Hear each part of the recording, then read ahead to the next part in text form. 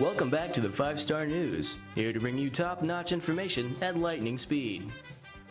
Teacher and producer Jeff Green, executive producer Aubrey Cook, sports anchors Liam Harper and Davis Kilgo. Behind the scenes we have Up to the Minute crew Jared Damron and Camden Green, Logan Long and Mason Lyons, Carson Wells and Reed McDonald, Mackenzie Lee and Andrew Jones, Hogan Toy and McKenna Card, Harlan Woodard, and your anchors, Aubrey Cook and Jake Cobb. Welcome to the 5-Star News. Good morning, Generals, and welcome to another 5-Star Newscast. I'm Davis Kilgo, sitting in for Jake Cobb. And I'm Aubrey Cook. We're super glad you guys are joining us for this Wednesday edition of the news show. Yep, today's show will be just like any other, but since we have the 3-day weekend, we pushed the show back one day. This 3-day weekend has made me lose track of time. Well, no need to worry about that. Camden Green and Jared Damron are here to catch you up to the minute. Welcome back to Up to the Minute. I'm Camden Green. To get you started, there'll be a cross-country meet on Thursday in Edwards Park in Dalton. The boys will be running at 6:10, and the varsity girls will be running at 6:40. And three-point shootouts coming up. Make sure to go to talk to Coach Brian about your team name, and who your partner is going to be. And on Monday, there'll be a Mars Theater Shakespeare performance. I'm Camden Green. This has been Up to the Minute. Now to Jared with your weather. Hello everybody, I'm Jared Damron and welcome to weather. Today there'll be a high of 90, a low of 68 with a 20% chance of rain. Wednesday there'll be a high of 91, a low of 68 with a 20% chance of rain. Thursday there'll be a high of 90, a low of 69 with a 20% chance of rain. Friday there'll be a high of 89, a low of 68 with a 30% chance of rain. And on Saturday there'll be a high 88, a low of 67 with a 40% chance of rain. That's it for weather. Now back to your anchors for more news. Thanks, guys, for getting us up to date. And great job in weather, Jared. Best meteorologist Heritage has ever seen. Moving on now to public safety. Yeah, and Heritage has a very good public safety class. In fact, so good, Carson Wells and I went to check them out for ourselves. A couple of very special guests visited their class to inform and talk to them more about their opportunities they have after school. Once you get done with that, then you go into your MOS specialized training. That could be up to 2 years. If you choose to go medical, then you're going to go 2 years. If you choose heavy weapons or weapons specialist, then it's about a year-ish. So now that you've already gone through, and if you're not airborne qualified, you still have to spend 3 weeks jumping out of an airplane. I came to Officer Crane's class today to give instructions on what type of options and opportunities the United States Army can afford the students of today and then also the population of today. I came here to really just enjoy the time speaking with students and answering any type of questions that they may or may not have had. So we talked to the Army today in public safety. They were very informative about what they were saying and how it could be a good life choice for some of us people that don't know what to do yet. Good benefits, you know, a lot of money. So, and it's something that I might be doing. I'm not sure yet. So, coming to Heritage, it was an exciting experience. I was a little nervous in the beginning. Sometimes you don't always get the welcoming experience and perception from people, but this was a really exciting time. I'm glad that the children or students took a lot of information. They asked many questions, and I hope that not only did they enjoy today like I did, but I hope that they have questions, and if they ever need to ask them, they will. I bet the class was super excited to see all the guest speakers. I know my fourth block experience was terrific, and I can't wait for them to come back for round 2. Anyways, Aubrey, I know the past shows I mentioned something about smelling fresh meat, but lately there's been a different smell roaming around the school. Well, could it possibly be the 8th graders doing their yearly 8th grade visit? Oh, I think you're right. Simon Rhodes and Holden Wheeler got a few shots of the 8th graders touring the school. Well, how about we send it over to them while you get your nose checked out? Here's Holden Wheeler with the story. So I teach early childhood education. So if you're interested in working with young children, maybe being a teacher, something like that, that's the class that I would teach. My students have. Today, officers of the clubs will be talking to some 8th graders that'll come over from the middle school, and the purpose is for them to have some kind of understanding before they get here of what the clubs are about, what they're for, what a pathway is. I guess you have to think no further than when you cross the street from the 8th grade over to here, just how little you knew about what was going on. And so hopefully with this information, it'll make just some things less difficult and have them thinking about what they'd like to participate in. It was pretty neat. I think some of those 8th graders had a lot of good questions, and you know, I think it's important for us to sell our clubs, and that goes for a lot of our, you know, especially our freshmen and sophomores currently who are still trying to figure out, you know, what they want to do and, you know, if they want to be a part of one. So I encourage everyone to check it out. Well, even though the 8th graders might not be here at the Taj this year, I'm super happy about them joining us next year. Yeah, and there are many more years of 8th grade tours to come. That's right, Aubrey. Changing subjects now. Davis, how was your 3-day weekend? It was pretty good. The Vols lost, but I made sure to get a lot of rest and take advantage of my off day. Well, I'm sure many people around the high school did the same thing, but I'd love to know how many people actually watched Georgia kick butt this weekend. I'm sure we're going to find out just what everyone did with Mackenzie Lee and Andrew Jones, because they caught up with some students and faculty of HHS to talk to them about what all they did this weekend. Weekend, I went to a restaurant to watch the Tennessee and West Virginia game. It was a big game. Tennessee has a pretty bright future. I mean, we're not the best team. A pretty crappy season last year, but I was supposed to get a haircut Saturday morning, and that didn't really work out. Over the 3-day weekend, I watched the Georgia game. It was a pretty good game. I was really excited about it, and slept a lot to recover from the football game Friday. It was a good game, hard fought, and just trying to get some rest, and just really excited to get a break from school. It was a well-needed break, and just ready to get back to school. The football game on Friday, and then I hung out with friends on Saturday and watched the Georgia game, and then went to church on Sunday, and then on Monday I went to a wedding. Hung out, played Fortnite, watched football games, went fishing with Cade, and it was fun times, like being away from school. Wow, I guess everyone had a more exciting weekend than I did. I agree, but something more exciting is sports with myself and Liam Harper. Right, the news portion of the show is over for today, but kick back and get comfy because sports is next with Davis and Liam, right after this short commercial. I'm so hungry.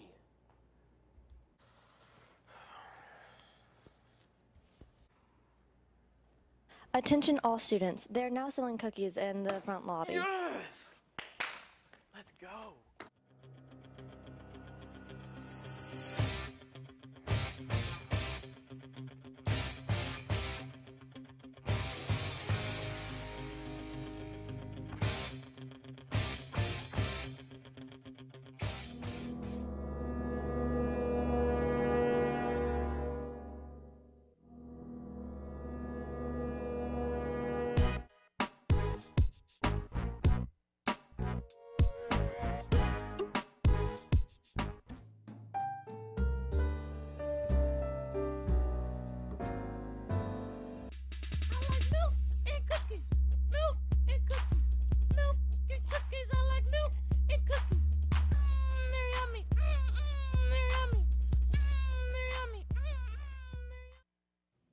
Hello, and welcome once again to Sports. I'm Davis Kogo. And I'm Liam Harper, and we are here to get you caught up and all on your heritage sports action from over the long weekend. And we'll start you off today with football, as Coach Slaughter's squad went south in their search for win number 2 on the season. Yup, and they'd have to do it by beating a tough Chattooga Indian team on the road. How'd it go? Well, let's get you to the recap. Heritage was looking for a good start as they took the field at Chattooga last Friday night. But unfortunately for the Generals, it was the Indians that took flight early on. Here, number 14, Clayton Johnson, fires the ball up the right sideline. It's complete. Touchdown number 2, Devin Price, who outjumps Jackson Martin and races 77 yards for the score. It's 7-0 Chattooga in the first quarter. Still first quarter, and the Generals driving for the tying score, but Wesselzano fumbles the ball, and it's scooped up by Chattooga's number 9, Jackson Lowenberg, and he goes 75 yards the other way for the touchdown. 14-0 Indians. After yet another General turnover, Chattooga would build a 21-0 lead after this 41-yard touchdown pass from Johnson to Price, and the route is on. The Generals didn't quit, however. Here, sophomore quarterback Nick Hansen connects with another sophomore, number 11, Dylan Bryan, on a beautiful 31-yard touchdown pass, and it cuts the lead to a 21-7 Indians. But here comes the turning point. On the ensuing kickoff, the Indians break a nice return, but the ball is fumbled. The Generals can't pick it up. Instead, it's picked up by number 2, Devin Price, and he goes the rest of the 51 yards for the touchdown, 34-7 Chattooga at the half. Second half now, and the Generals would score 2 more touchdowns. This one on the 3-yard draw by number 20, Jeffrey Curtis, and this one on another short run by number 10, Kenton Aaron. But it was too little, too late, as the Indians get the win, 55-20 over Heritage. And we talked to a couple of players and coaches afterwards. We had some young guys that played well. Dylan Bryan had a great week of practice. He stepped in, played really well for the offense, caught some passes, made some big plays for us. Thought we did real good Friday. We hustled real good, just didn't come out on top. Should be a lot better this Friday. We got a few injureds coming back, and we should bring home the W at the Taj and protect the house. It's a long season. We still have 7 games left. Our job is just to continue to get better week in and week out. I'm not really worried about the results, but just focus on the process. The boys will be back in action at home this Friday night as they take on Pepperell. To cross country now, Liam, and our boys and girls teams took part in the 5-star stride cross country meet this past Saturday here at Heritage. It was their opportunity to strut their stuff on their home course. Sure was, Liam, but the competition was tough as teams like Dalton, LFO, and GPS were on hand looking for the title. How the Generals fare? Here's 5-star sports reporter Jake Cobb with a report.